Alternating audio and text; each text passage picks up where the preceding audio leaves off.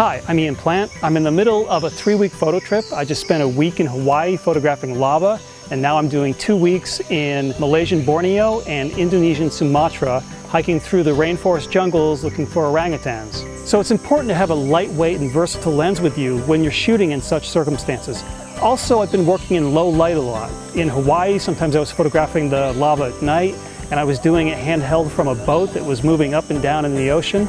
And here in the rainforest, it can often be very, very dark, and when I'm photographing wildlife, I can't use a tripod or a monopod easily, so I'm hand holding in low light. So it's important to have a lens that's very fast, that lets in a lot of light. One of my favorite lenses for shooting in these circumstances is a fast and lightweight 70 to 200 millimeter zoom lens with a maximum aperture of f2.8. It's one of my favorite types of lenses. It's great. The zoom range allows me a lot of flexibility and versatility. I can zoom in tight on intimate landscape features. It gives me enough zoom range to zoom in on wildlife that's not too far away. Or I can zoom out to show more context, to show the wildlife in the context of its environment, or to take in the broader landscape scene.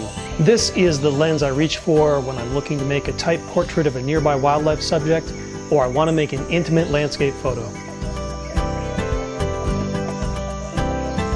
On this particular trip, I'm using Tamron's new 70 to 200 millimeter f2.8 zoom lens, which is the second generation of this lens. It features a number of improvements over the first generation. Having a maximum aperture of f2.8 is great because it lets in a lot of light, which makes this lens a lot easier to handhold and still get great sharp shots. Also, when you're shooting wildlife, having that wide open aperture allows you to creatively blur the background. So when you're photographing a wildlife subject and you're focused on your subject, the background is going to be blurred.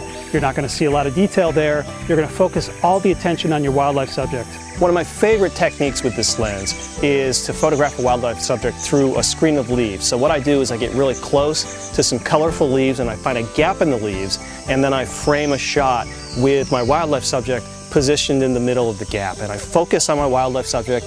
I get very close to the leaves and I use a wide open aperture f2.8, and this narrows my depth of field considerably, so the leaves are rendered as an out of focus abstract blur of color, whereas my subject is perfectly sharp. Another thing that improves handholdability with these 70 to 200 millimeter lenses is an image stabilizer. It's a gyroscope in the lens. So that's going to minimize the amount of camera shake you have when you're hand holding your lens. So typically, if I'm working with a 200 millimeter lens, to make sure that I get a sharp image that hasn't been blurred by hand holding, I would shoot at 1/200th of a second or higher.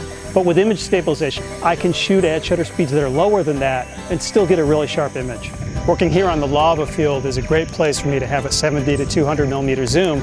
I can zoom in tight on some of these breakouts of lava and focus on the patterns that are being created as the lava moves back and forth without getting too close. If I get in really close to that lava, I'm going to boil like a lobster in a pot. One really great thing about the 70 to 200 2.8 lens is that it mates very well with a 1.4x converter. So if you need a little extra reach to zoom in on a distant landscape feature or a wildlife subject that's a little bit farther away, you could put the 1.4x converter on and still get really sharp shots. So a fast, lightweight, 70 to 200 millimeter f2.8 lens is a perfect lens for a variety of shooting circumstances. I think it's great when I'm shooting wildlife, especially if I can get relatively close to the wildlife or if the wildlife is bigger.